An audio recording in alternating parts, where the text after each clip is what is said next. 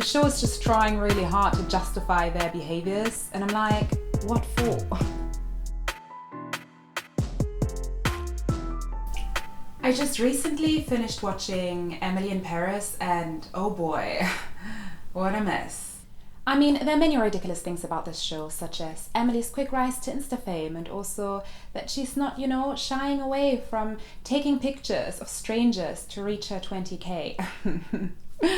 I mean, you gotta get the followers. And then also the fact that she comes to France without speaking French, but everybody around her is able to speak English.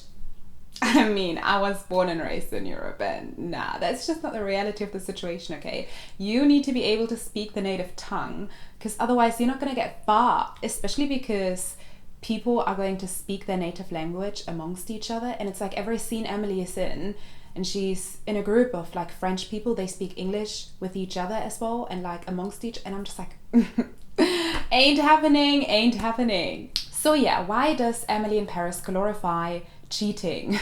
Not because they depict it, but because of how they depict it. And we're gonna get into this. I mean, in the beginning, the viewer watches everything from Emily's point of view, right? So when she meets Gabriel first, it's this kind of like, oh yeah, this is gonna be the male love protagonist. He's cute, this and that. Okay, we can work with this, right? So as a viewer, you already have the anticipation that they're gonna be end goal. Considering that Emily is in a relationship herself when she moves to Paris, it's kind of like weird, but you know what? The writers decide to get quickly rid of this like random guy who's still living in the US, and who needs this, right? We're in Paris right now, we're just gonna dump him, and after a day of sorrow and tears, Emily already feels so much better. I mean, finally she's rid of him and can focus entirely on Gabriel.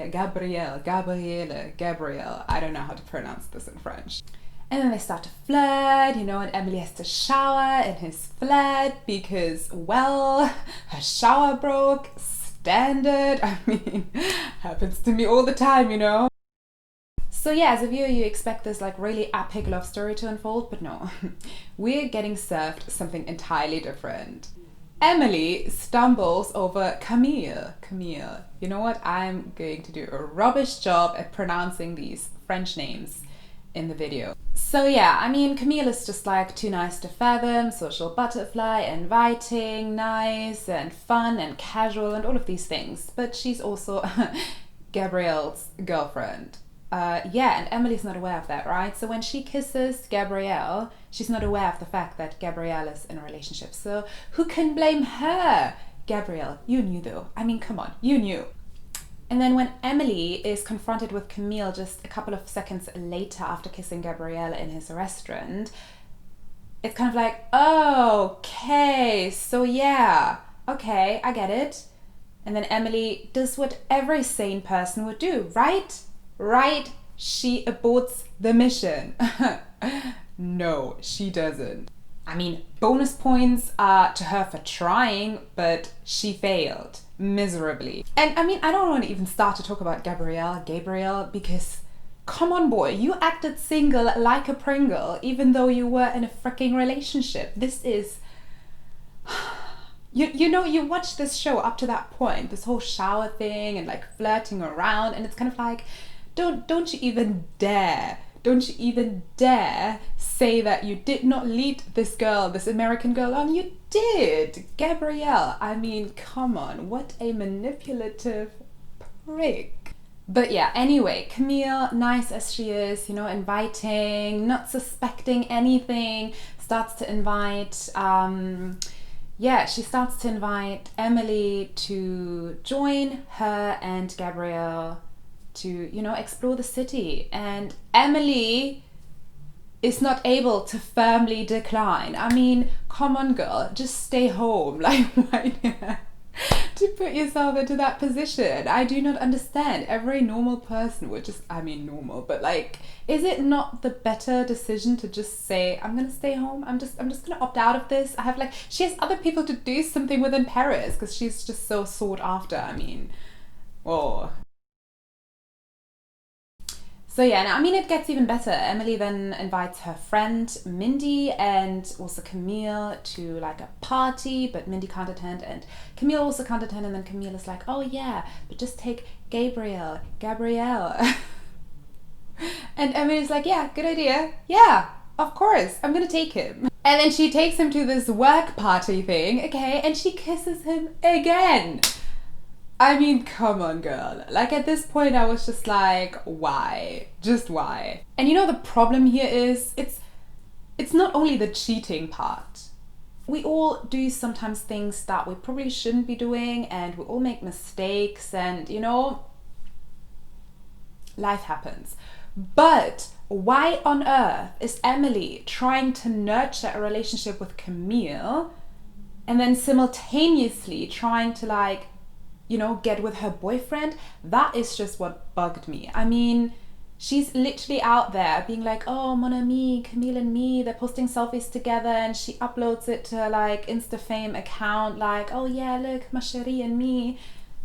And then she's like trying to get with her boyfriend at the same time. Like, who does that? Make up your mind. It's kind of like she's riding this let's be friends train with Camille, but then she's also, I don't know, having a crush on her boyfriend and entertaining this crush. I mean, I don't understand. I mean, can you imagine that someone who's like trying to be friends with you is like cheating on you with your partner? I mean, wow, like, what is, I cannot comprehend.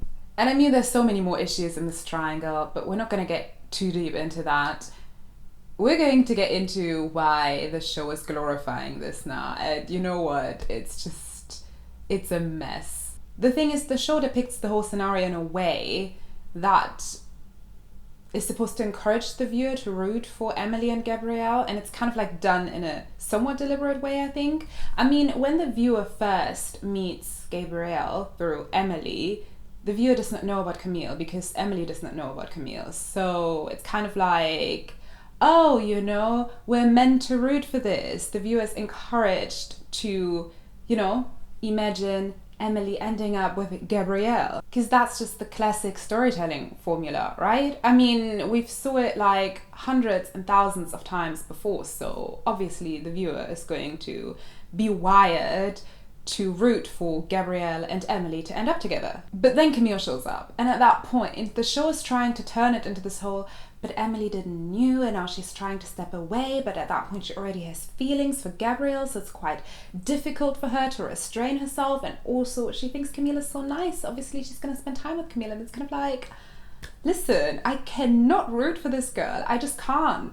And the reason I can't is that the show never actually questions Emily's actions. You kind of just expected to roll with it. It's kind of like, oh, what Emily is doing is all right, it's fine, she's in a predicament and we need to see things from her point of view. And I'm like, but why? She needs to take accountability for her actions. Everything she does, she just is, you know, she doesn't have to take any responsibility for anything. There are no consequences there, none whatsoever.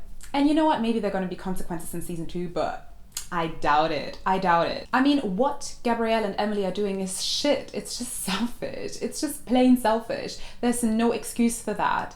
And they're just disregarding Camille's feelings altogether. And it is not looked down upon at all. It's not questioned. There are no consequences. And as a viewer, you're encouraged to root for this. But yeah, the show is just trying really hard to justify their behaviors, and I'm like, what for? And it's kind of like supposed to be this tragic like romance thing. They want each other but they can't, and they don't want to hurt Camille's feeling, but they're just like so drawn to each other, and it's like agonizing, and you know, it's like feeling really the tension there and the love, and oh, like why?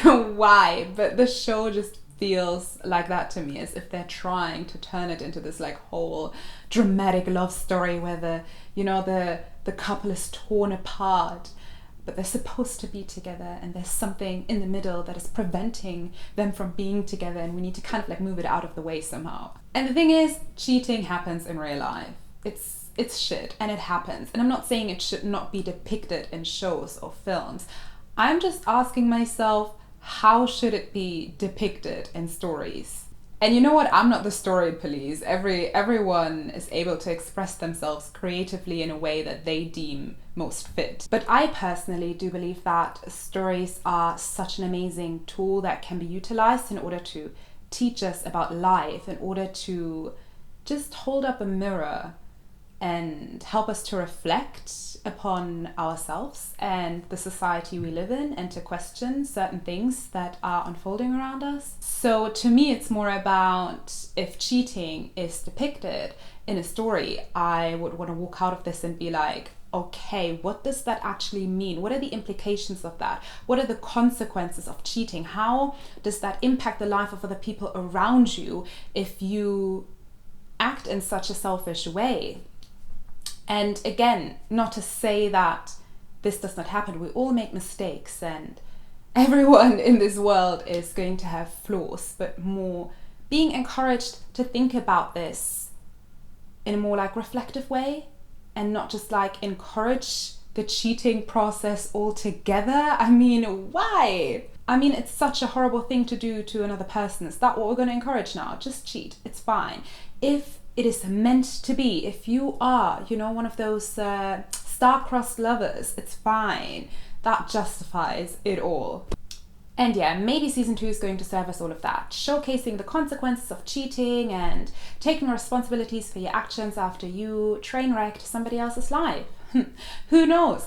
Maybe it's just going to be an episode of drama and tears and, forgiveness, so that Gabriel and Emily can ride into the sunset. Just know. Anyway, these are my thoughts on Emily in Paris, and I know it's just a fictional story. I don't even know why I got so worked up about it when I was watching it, but yeah, I would love to hear your thoughts on the show, and also on glorifying cheating in film, shows, fiction in general. What are your thoughts on that? Like, actively glorifying it. And I don't mean depicting it and showcasing all of the sides that cheating, brings with it, but glorifying it, encouraging it, depicting it in a way where it's like, let's just try and justify what is going on here. What are your thoughts on that? Yeah, and also, do you have any other examples of like films or shows where cheating is either glorified or, depicted in a more critical and wholeheartedly rounded, in a more rounded way? I mean, not it cannot be wholehearted, you know what I'm trying to say, where it's depicted in a more like, rounded way, where we get to see different sides of it, and it's a bit more like a critical approach of depicting cheating. We're gonna stop here, and yes, sayonara und auf Wiedersehen. Bis zum nächsten Mal.